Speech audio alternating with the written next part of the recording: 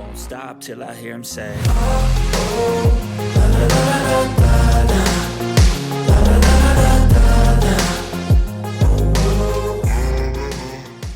Warning: the information that we convey in these videos and the content on this page simply provides general consumer information. It is not legal advice or regulatory guidance. It is not intended to sway your personal bias in any way. We are simply just relaying information already available to the general public. We highly suggest you do your own research and draft your own opinion on the topics disclosed in this video breakdown. Without further ado, sit back, relax, enjoy this video breakdown, and if you're not already subscribed to the YouTube channel, consider doing so now. Alrighty, what is going on, CYPRX advanced YouTubers? Welcome back to the CYPRX YouTube page. In today's video breakdown, we're again going to be discussing LCX, going down the rabbit hole. I'm going to be showing you all why it is that I firmly believe that the SEC flooded everybody out of LCX back in 2022. If you guys haven't watched this previous video breakdown on LCX that I uploaded a day ago, make sure that you go watch this part one. This is going to tie into today's video breakdown, and most of it won't make sense unless you watch this video first. If you enjoy intuitive video breakdowns like this, smash that thumbs up button and subscribe to the YouTube channel. Let's dive in. So if you guys remember, back in 2022, when the SEC flooded everybody out of their LCX holdings, claiming that the LCX token was a security token, right? But what most people do not remember is when this document came out, and it was a letter written to the Prime Minister of Liechtenstein from LCX and Monty Metzger. And just to read a couple of key highlights, it says, since LCX has become one of the leading regulated cryptocurrency platforms worldwide, a new category leader in blockchain industry, LCX AG is the company operating LCX.com and has issued its own utility token, the LCX token. The LCX invested millions of Swiss francs for our legal setup and crypto compliance suite, probably the most advanced KYC compliance solution in marketing, including blockchain analytics and travel rule implementation. Hold on real quick. Why am I reading this to you all? Just because I want you all to show how the mainstream media broadcasted the first article and document that I shared with you guys, but they didn't talk about this document coming out. So to continue, it says, we also invested upfront into clarifications to issue and operate LCX token as a utility token in a fully compliant manner. As a result, the LCX gained 8 regulatory registrations by the Financial Authority Market, or the FMA, more than any other company in the country. That's an important sentence right there, so pay attention to detail again. So it says, the FMA confirmed that the SEC emphasizes that it is not investigating LCX, okay? They are investigating Coinbase and the insider trading, claiming that in that insider trading that LCX is a security, right? So they're not actually investigating LCX. I just want you all to clarify that, okay? Especially the LCX holders. So it says right here, the SEC explains that there's an investigation against several U.S. individuals, also former Coinbase employees, in regards to insider trading. In order to be able to prove insider trading, the SEC must demonstrate, among other things, that the traded tokens are securities specifically in the USA. According to American law, this is, among other things, a security if a so-called investment contract is present. According to the so-called Howey test, such a test is present if 1, money was invested in, 2, a joint venture, 3, with an expectation of profit arising from the efforts of others. In its lawsuit, the SEC assumed that at least 9 of the traded tokens represented such investment contracts, including the LCX token. LCX token is not a security. The token has been classified as a utility token. The LCX token in detail in a ruling by the Office of the Public Prosecutor Liechtenstein closed the case and clarified that the LCX token is not a financial instrument and not a security and is not e-money. That's an important part of this video breakdown. Smash that thumbs up button if you're an LCX holder and subscribe to the channel. Let's jump back into the fundamentals. So if we head over here, why am I reading this all to you? If we head over to this document that just came out, this is on January 5th, 2023 from the Daily Huddle. It says, Ripple CEO Brad Garlinghouse says he's optimistic on crypto regulation breakthroughs in 2023. Why is this important? Reading a little bit of a highlight to this. I'm sure that other influencers have covered this, but let's just dive in a little bit more into detail, right? We talk about planetary alignments. We talk about astrology here. We talk about how the elites are really fine-tuned with all these things, okay? So check out how this plays an important role. So one CEO, i.e. the CEO of Ripple, who we already know is finely tuned into the financial ecosystem and the fine stitching of our financial plumbing, especially when it comes to the future revolution that we are currently experiencing and living through. The building blocks of regulation have already been introduced. This is a direct quote from Brad Garlinghouse. And we have a chance to get this right for millions of Americans who are already and will continue to be interested in crypto. Garlinghouse says that the EU, Singapore, Brazil, and Japan now have their own crypto frameworks, and the UK is already ahead of the US. He says that the lack of regulatory standards may lead to catastrophic consequences, such as the collapse of the Bahamian-based crypto exchange FTX. While prior efforts at regulatory clarity for the U.S. have stalled, I am cautiously optimistic that 2023 will be the year that we finally see a breakthrough. Interesting to say the least.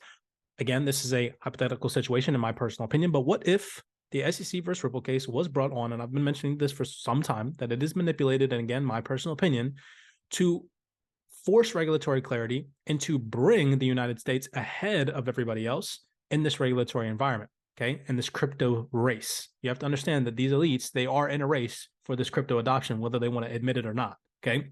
So again, that's my personal opinion, but remember, we're seeing that Brad Garlinghouse is saying that we're supposed to see significant breakthroughs in 2023. Well, if we head over here to the LCX.com website, well, Monty Metzger was saying the same thing. But to solidify this whole elite's obsession with numerology, astrology, and planetary alignments, check this out. This is the LCX.com website. Full moon right behind this, okay, signals, obviously, of course, planetary alignments, astrology, and the obsession that the elites have with these numbers. They literally admit right here, according to numerology, 2023 will be the year of extreme growth. This is now the second CEO mentioning and saying the same exact thing, but specifically talking about numerology. Every year has its own number and is represented by different energies. It talks about 2022 and how that is the number of 6, 2 plus 2 plus 2 plus 0 equals 6, and that 2023 will be the year 7, okay? 2 plus 0 plus 2 plus 3 is 7. In numerology, the number 7 represents growth, wisdom, and individualism.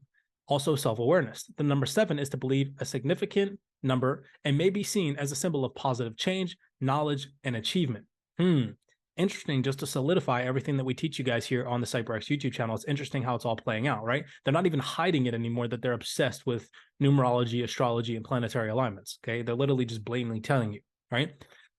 So now the second CEO, the CEO of LCX, is saying this, okay? And it says right here, that is why we set our sights on the next decade and beyond. This is me, right, here on this YouTube channel, having told you guys in the past to have a long-term vision.